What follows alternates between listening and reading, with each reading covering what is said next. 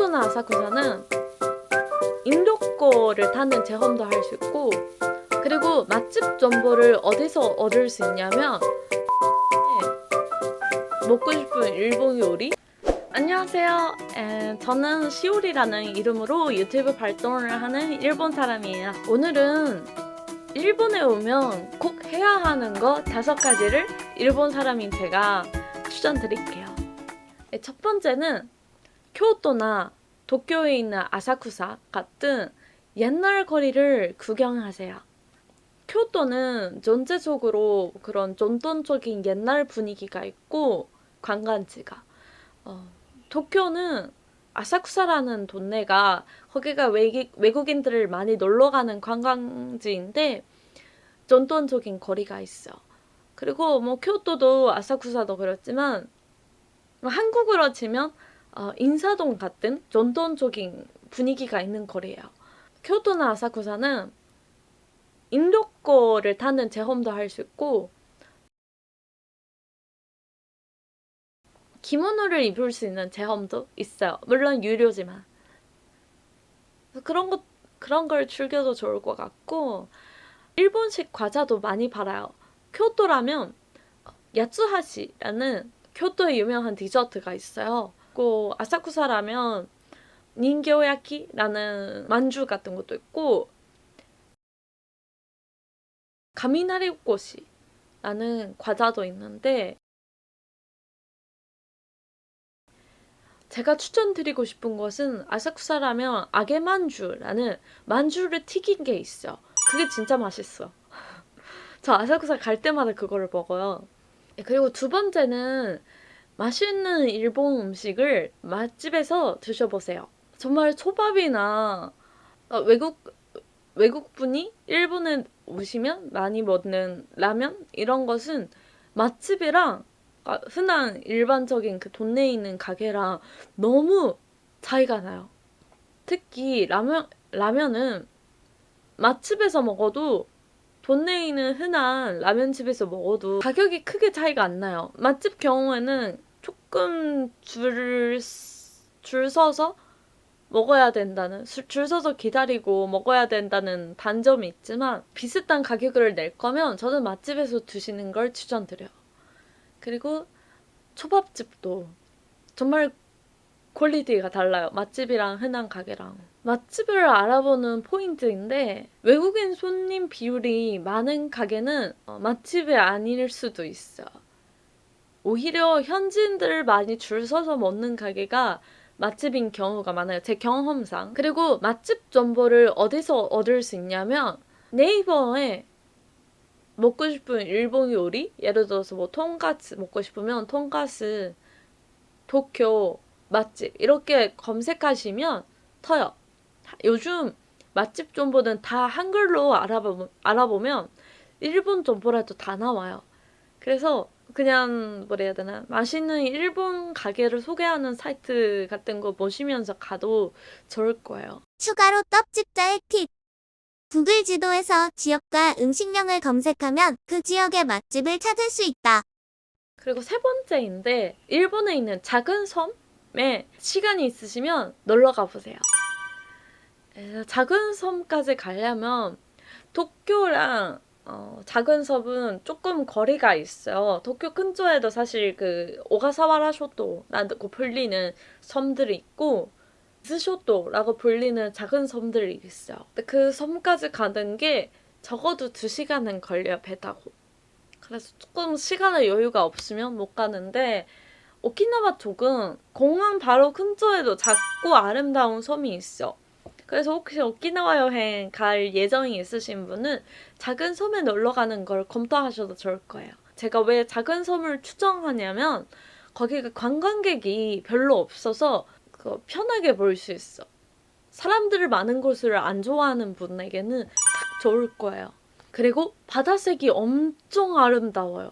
투명하고 스카이블루 색깔 볼 수 있어. 제가 바다를 좋아해서 그런 투명하고 스카이블루의 리조트 같은 느낌 나는 데를 제가 정말 좋아해서 작은 섬을 가는 것도 좋아해요. 작은 섬의 문제점은 배 타고 몇 시간 가야 되는 그런 섬 경우에는 하루에 그 배가 많이 다니지 않다는 점. 바로바로 배가 출발하고 다음 배가 오는 게 아니라 뭐 하루에 2번밖에 배가 출발하지 않다든가 그런 문제점은 있어요. 좋은 점은 배 타고 멀리까지 가면 돌고래랑 같이 수영도 할 수 있는 그런 체험을 할 수 있는 섬도 있어. 유료인데 그래서 저도 아직 해본 적이 없는데 언젠가 시간에 여유가 되면 그런 걸 해보고 싶고 섬 안에 온천이 있는 데도 있었어. 그래서 그런 섬 안에 있는 온천 들어가면서 예쁜 바다가 보이는 그런 온천도 있대요. 그리고 오키나와 쪽은 신비로운 섬도 많대요. 일본에 그렇게 수가 많지 않은데 일본에도 한국으로 치면 무당 같은 분들이 있어요. 그런 무당 같은 분들이 오키나와에 있고 그 오키나와 쪽 지방에서 있는 그 오키나와 쪽 지방에 있는 무당들은 유타라고 불리는데 그 옛날에 그 유타라는 불리는 사람들이 그러니까 유타라고 불리는 무당들이 수련했던 그런 섬도 많이 있대요. 오키나와 쪽에 있는 작은 섬은. 관광객용이 아닌 되게 신비로운 파워를 느낄 수 있다는 곳도 많다고 들었어요. 그리고 네 번째는 천만다에 가보세요. 일본에서 제일 높은 타워가 오사카에 있는 아베노하루카스라는 타워예요. 여기는 가본 적이 있는데 정말 하늘 위에 있는 것 같은 그런 기분이 들었어. 정말 아래 세계가 작아 보이는? 저도 타워를 여기저기 가봤는데 이렇게 하늘 위에 있는 것 같은 기분이 들었던 게 처음이었어. 그리고 도쿄 쪽이라면 제가 추천하는 곳이 시부야 스카이 스크램블라는 곳이에요. 여기는 최근에 생겼어요, 그나마. 생긴 지 몇 년밖에 안 됐어. 여기가 요새 핫플레이스예요, 도쿄 중에. 도쿄에서 제일 높은 타워는 도쿄 스카이트리예요. 그리고 2번째로 높은 타워도 도쿄 타워예요. 그래서 첫 번째도 두 번째도 아닌 왜 시부야 스카이 스크램블을 추천하냐면 시부야역 앞에 있는 엄청 높은 건물이 있는데 거기 옥상에 있어. 옥상에서 전망을 볼 수 있거든요.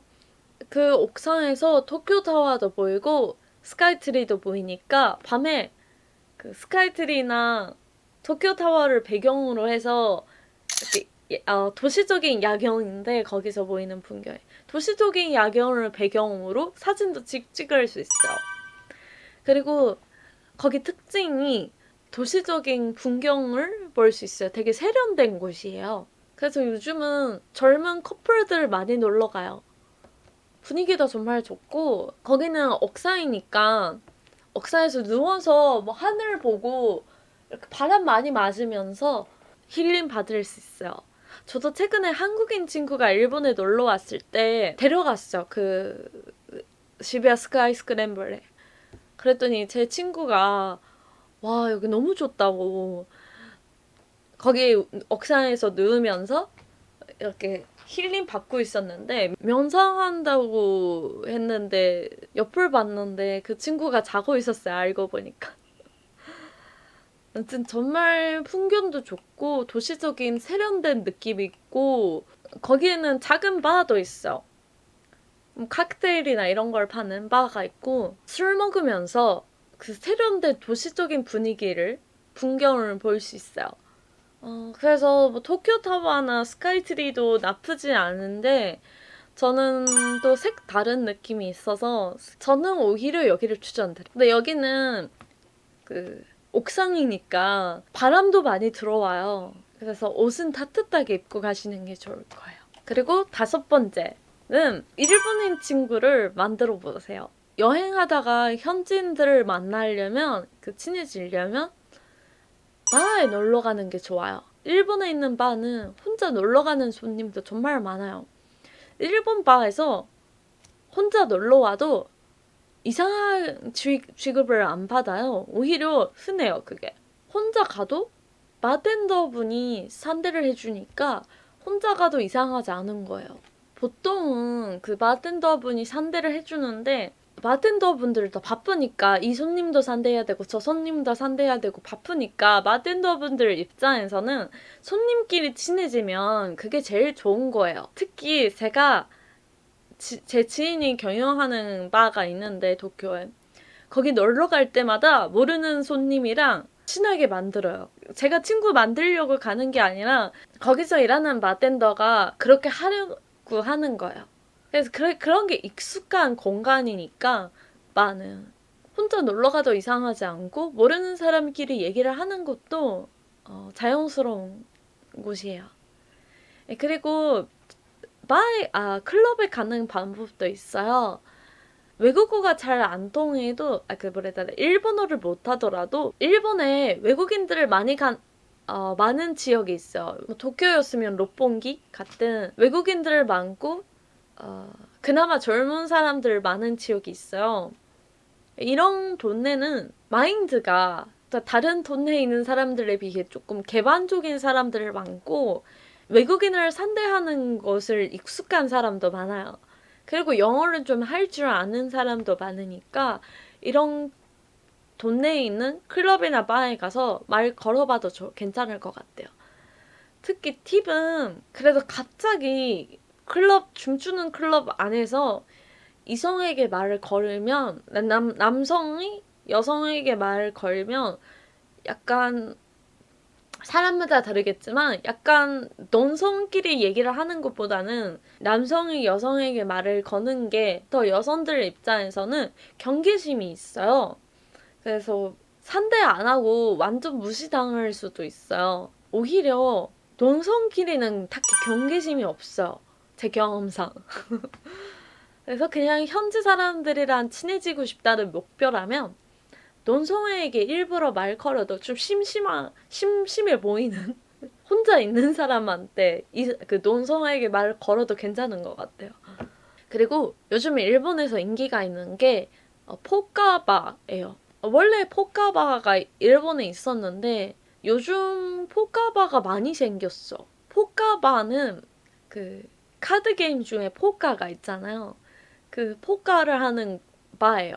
여기는 도박장이 아니에요. 그래서 그 게임에 이겨도 팁을 많이 받을 수는 있는데 그 팁을 돈으로 환전하지 못해요. 그리고 이 포카바가 좋은 게 제가 굳이 포카바를 추천드리는 이유가 포카바는 만약에 외국인이 놀러 가서 많이 일본말을 못하더라도 그렇게 길게 회화하고 소통해야 하는 공간이 아니잖아요.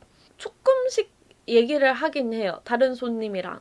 예를 들어서 카드 게임이니까 그 게임을 하다가 다른 손님이 너 그거 잘했네 라든가 나도 같은 카드였어 라든가 이런 걸 얘기해주는 경우가 많아요. 다른 사람들이. 그리고 딜러분들도 직원분이니까 눈치를 보고 이 손님도 즐겁게 했으면 이 손님도 즐겨주셨으면 좋겠다 싶으면 알아서 좋게 연결해주는 경우도 있어요. 그래서 외국어를 많이 못하더라도 괜찮은 것 같고 잘하면 친구를 만들 수 있을 수도 있어요. 그리고 요금제는 보통 한 적어도 2만 원 이상 해요. 근데 이 2만 원에 팁을 사요. 그 팁을 주는데 또 팁 받고 놀면서 그 팁으로 놀면서 그 팁이 없어지면 또 유료로 사야 되고 아니면 그 가게를 나가든가 해야 되고 계속 이기고 많이 팁을 얻으면 그 팁을 보통 다 보관해서 다음에 그 가게에 놀러 갔을 때 쓸 수 있는 그런 시스템인 가게가 많을 거예요. 그리고 그런 포카바는 바니까 칵테일 같은 거 무한 리필로 하는 경우가 많아요. 그건 가게마다 다르니까 확인하시는 게 좋겠지만 오늘 얘기는 여기까지예요. 구독과 알림도 부탁드립니다. 감사합니다.